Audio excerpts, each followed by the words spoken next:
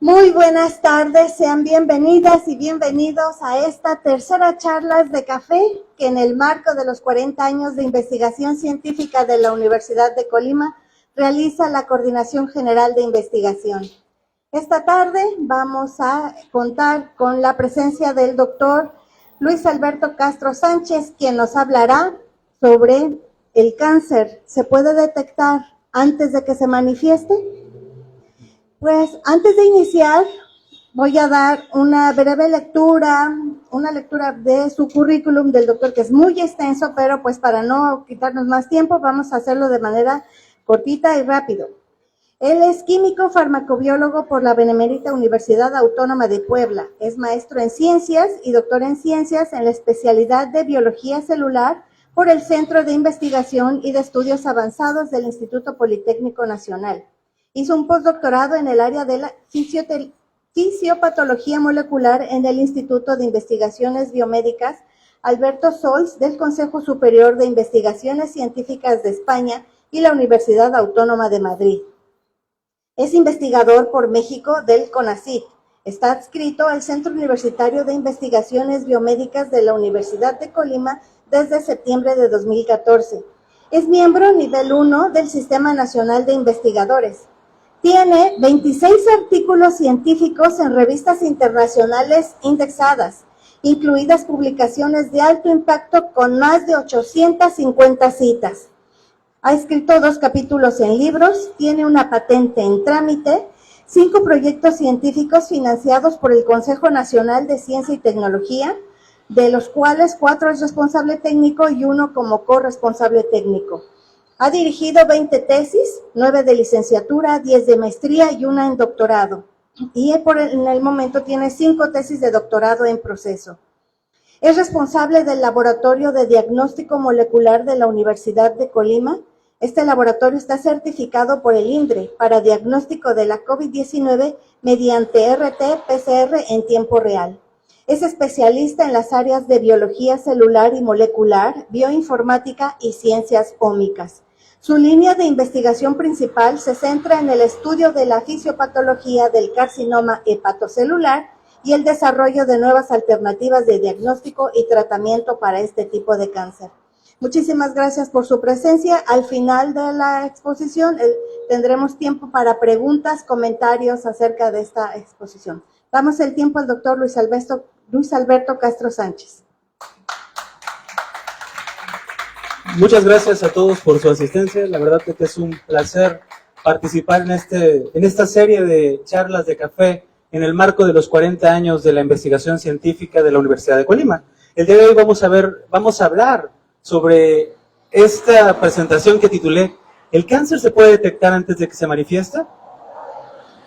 Antes de empezar a hablar sobre el cáncer, tenemos que analizar qué es lo que sucede de manera normal en todos los tejidos del organismo. Recordemos que todos los tejidos están compuestos por células y para que los tejidos se mantengan activos, es decir, funcionales, necesitamos que haya un equilibrio. ¿Un equilibrio en qué?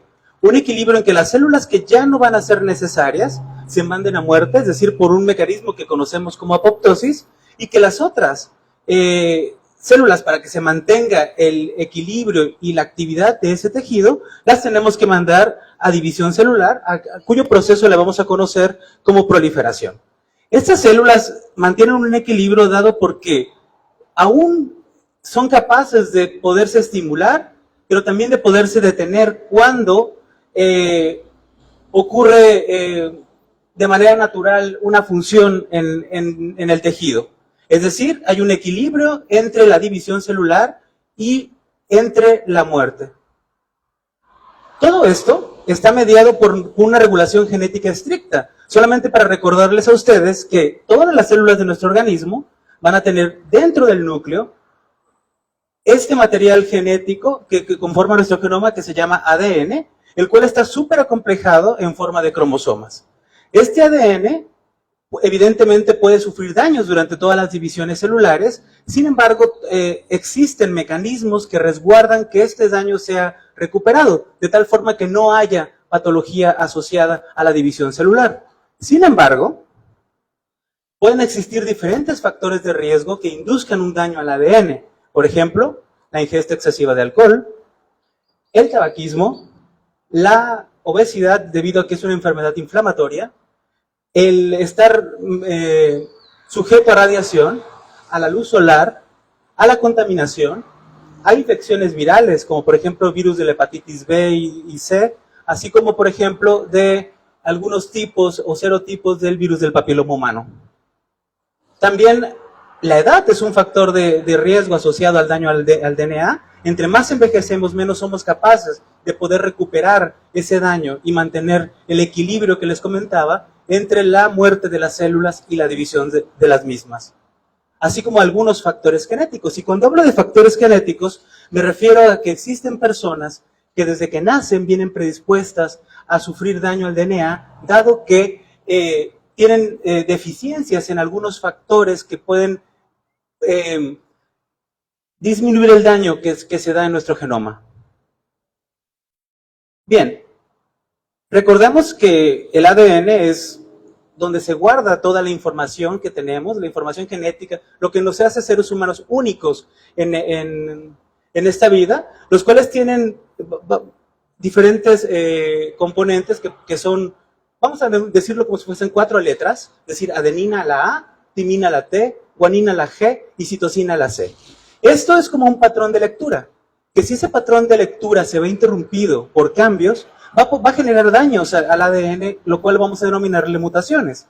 Cuando las mutaciones se acumulan, o hay una acumulación sucesiva de mutaciones, podemos llevar a que existan proteínas alteradas, ausentes en exceso, lo cual va a causar que se pierda el equilibrio que existía en los tejidos. De manera que entonces, al existir este descontrol, tanto en la muerte o en la inducción de la muerte como en la inducción de la división celular, pues va a generar que haya una proliferación anormal y que induzca el crecimiento de un tumor.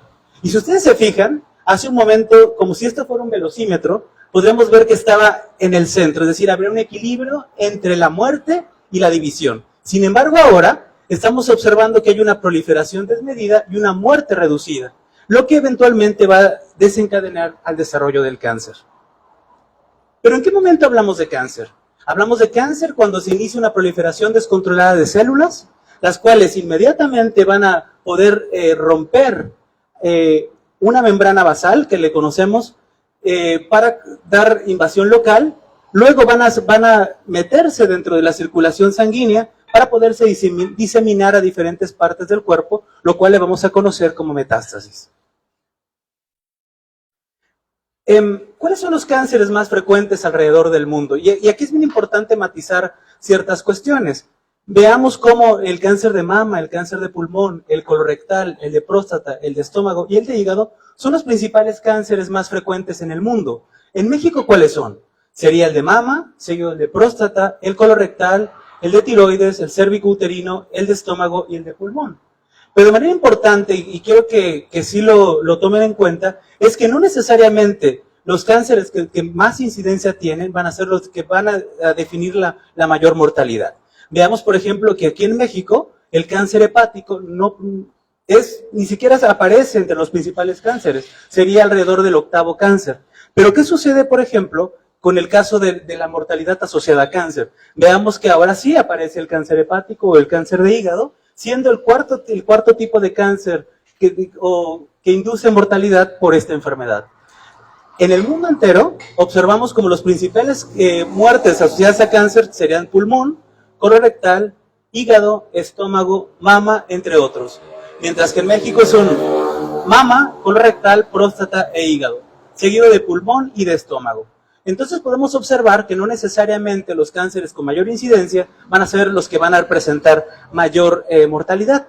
¿Y a qué se debe esto? Afortunadamente tenemos muchas estrategias de prevención en diferentes tipos de cáncer, como sería el cáncer de mama o el cáncer cérvico-uterino. Y quiero matizar algo y que lo tomen muy en cuenta, es que, por ejemplo, alrededor del 8.8% de los casos totales de cáncer de mama desafortunadamente van a morir los pacientes, seguido del 8% en colorectal, el 8.3% en próstata y el 8% en hígado. Es decir, estamos hablando de los principales 4 tipos de cáncer a los cuales los pacientes van a morir asociados a esta patología. Actualmente, ¿cómo se diagnostica el cáncer? Y esto es bien importante mencionar. El primero, a través de los síntomas clínicos. El segundo, a través de exploración física. El tercero, a través de algunos exámenes de laboratorio. El cuarto, que sería a partir de los más importantes, algunos exámenes de gabinete, como podrían ser la radiografía, la tomografía, la ecografía, la resonancia magnética, pero el estándar de oro para el diagnóstico de cáncer en todo el planeta sigue siendo la biopsia. Es decir, lo que hacen es hacer una intervención quirúrgica para quitar un pedacito de tumor y de esa manera los histopatólogos diagnostican si efectivamente ese paciente cursa o no con un tipo de cáncer. Pero aquí estamos hablando que finalmente es un método invasivo. ¿Qué quiere decir? Que tiene que haber una intervención. Tiene que haber incluso en algunos tipos de cáncer una sedación total del paciente para poder tomar una muestra. Y esto es finalmente lo que va a diagnosticar fehacientemente que esa persona curse o no con un proceso de cáncer.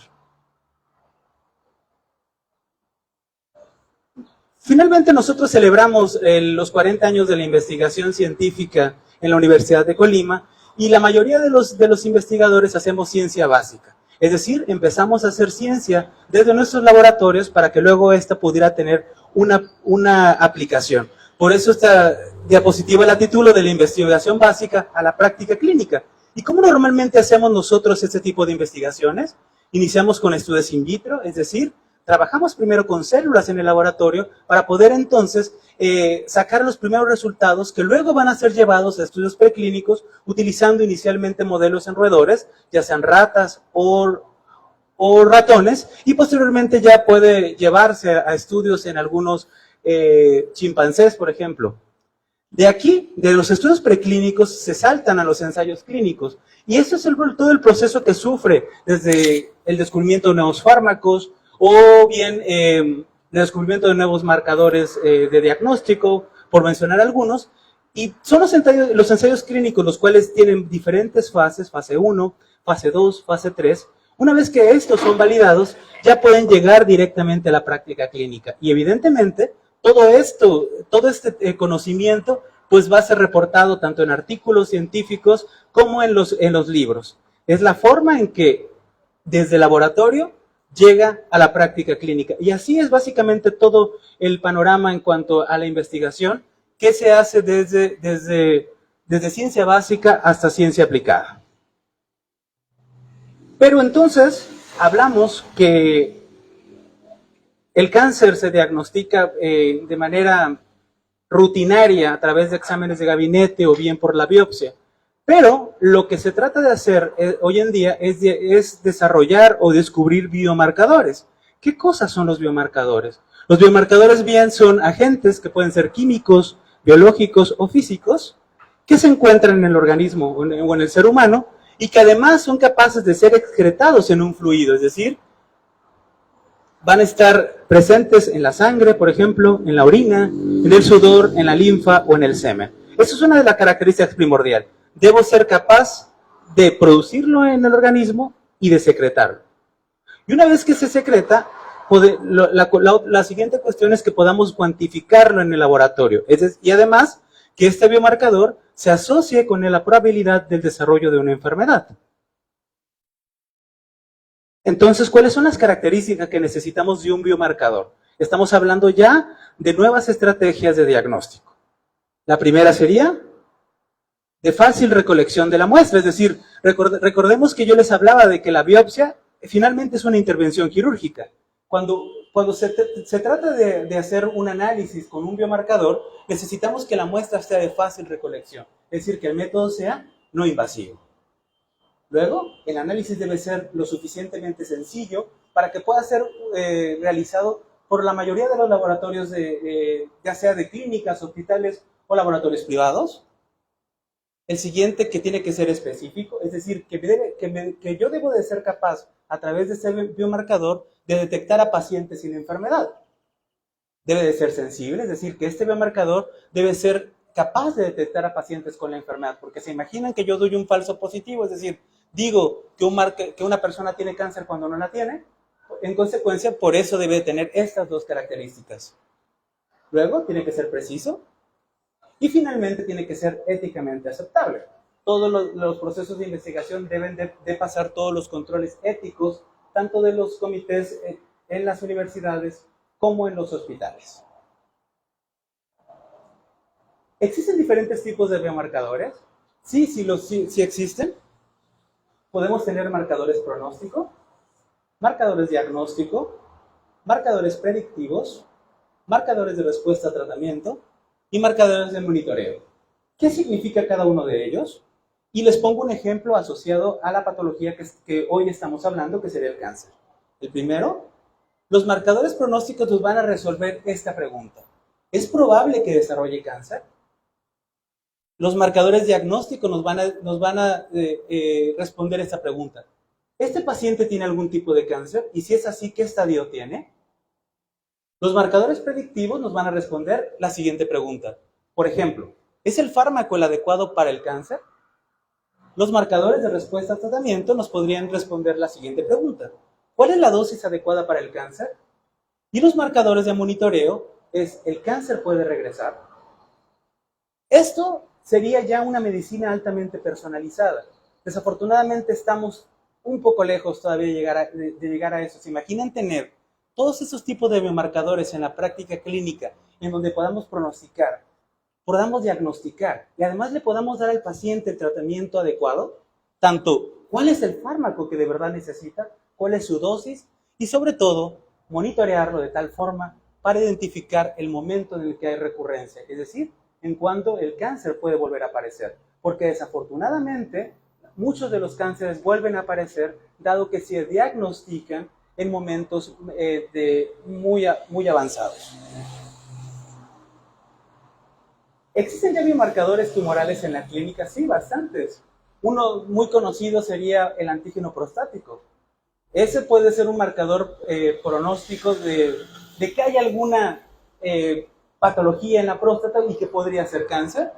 Algunos, por ejemplo, en el hígado sería la determinación de alfa-fetoproteína, entre otros que están en la clínica que por el momento no nombraré, pero que se utilizan hoy en día. Pero desafortunadamente el promedio de sensibilidad es del 60%. ¿Qué quiere decir esto? Que más o menos detectan estos marcadores alrededor del 60% de los pacientes que cursan con cáncer. ¿Qué quedaría ahí? El 40% restante. Entonces, el gran desafío para los que investigamos acerca de biomarcadores es eso, encontrar biomarcadores altamente sensibles, es decir, capaces de poder diagnosticar a pacientes con la enfermedad y altamente específicos, capaces de discriminar a pacientes que no tienen la enfermedad. Desafortunadamente, en nuestro país, la falta de especialistas, de infraestructura médica y tecnológica, así como el acceso a medicamentos innovadores, son factores que limitan la detección y el tratamiento oportuno para cualquier tipo de cáncer. Muchos de los cánceres se detectan en estadios muy avanzados. Afortunadamente hoy las estrategias de prevención están muy centradas, por ejemplo, en cáncer mamario, en cáncer cérvico-uterino, lo cual ha dado muchos frutos para que se salven muchísimas vidas. Pero tenemos otros tipos de cáncer, como el de hígado o el de páncreas, que desafortunadamente a estos pacientes se les diagnostica en estadios muy avanzados, en donde las limitaciones del diagnóstico y del tratamiento son muy limitadas. Y voy a permitirme lanzar la siguiente diapositiva. Este es un caso de la Asociación Española contra el Cáncer. Dice Silvia tiene cáncer de hígado y tiene el 16.2% de posibilidades de sobrevivencia. Mientras que Irene, que tiene cáncer de mama, tiene el 85.5% de posibilidades de sobrevivir. Ambas tienen cáncer, pero no tienen las mismas posibilidades de sobrevivir. ¿Por qué? Por las estrategias de detección. Porque es mucho más sencillo diagnosticar el cáncer de mama, dado que las mujeres, por simple hecho de palparse cada mes, pueden empezar a sentir bultitos, y esos bultitos van a ser analizados luego para ver si pueden estar sufriendo o no un proceso tumoral. Sin embargo, desafortunadamente no tenemos la cultura de la prevención de estarnos realizando, por ejemplo, pruebas de funcionamiento hepático para detectar que nuestro hígado está funcionando mal y en consecuencia que puede haber ahí algo raro, ¿no? Entonces, estamos hablando de que ambas tienen las ganas de seguir viviendo. Entonces, hay que hacer más investigación en cánceres en donde las oportunidades de vida son limitadas. Es por ello que nosotros en el laboratorio estudiamos el carcinoma hepatocelular, que es un tipo de cáncer hepático que representa más o menos el 80% de los cánceres hepáticos y que además, si nosotros vemos las gráficas de mortalidad y de incidencia en México, si en España las pacientes tienen alrededor de 16.2% de posibilidades de sobrevivir, en México tienen solamente el 5% de posibilidades de vivir. Quiere decir que si nosotros vemos las gráficas de incidencia y mortalidad, prácticamente es la misma. Entonces de ahí la importancia de desarrollar biomarcadores que puedan diagnosticar de manera temprana a estas pacientes. Además, por ejemplo, el diagnóstico de cáncer hepático en estadios muy avanzados ya tiene prácticamente la sentencia de que este paciente desafortunadamente va a fallecer, porque recordemos que el hígado tiene una función muy específica, que sería eliminar todo lo que le puede hacer daño al organismo, detoxificar. Entonces, finalmente, estas células que son cancerosas siguen siendo células hepáticas, siguen siendo esa capacidad y tienen la capacidad de poder eliminar más fácil diferentes drogas antitumorales. De ahí que las limitaciones en el tratamiento sean muy limitantes. Entonces, ¿qué es lo que necesitamos hacer para poder salvar vidas? Diagnóstico temprano. Es decir, poder observar que un paciente tiene esta patología incluso antes de que tenga la sintomatología. Difícil, pero no imposible. Entonces, nosotros hemos desarrollado diferentes estudios en nuestro laboratorio y empezamos con la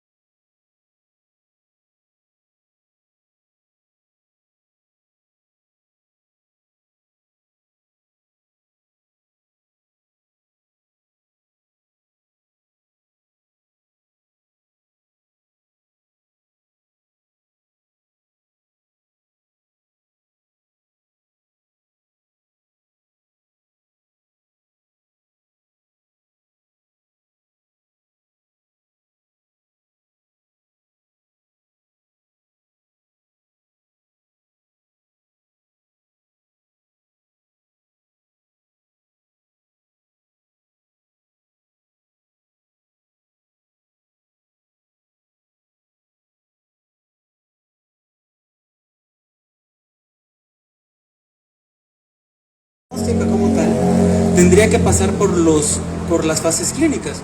Entonces sería un poco, de mi parte, un poco, ¿cómo decirlo?